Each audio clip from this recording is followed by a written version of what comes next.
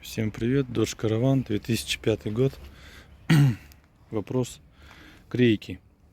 Рейка рулевая, ну она не бежала, она стучала с правой стороны, со стороны пассажира. С левой стороны имеется регулировка, мы можем подтянуть, с правой стороны регулировки нет. Вот здесь она стоит, такая пластиковая втулка. Вот. И в этой пластиковой втулке ходит шток.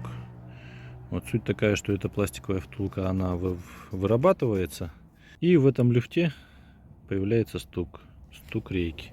Для того, чтобы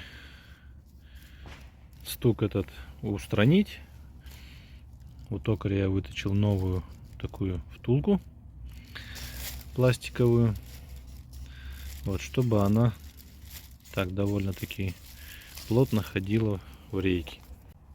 Также заменяются сальники на новые. Вот здесь конфигурация немножко другая, то есть вот это родной сальник, он имеет вот такую ступеньку.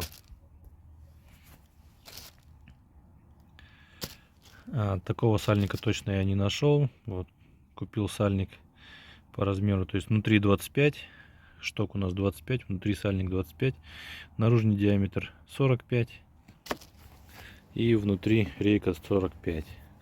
То есть сальник он плотно стоит внутри рейки и соответственно держит масло от выхода его наружу.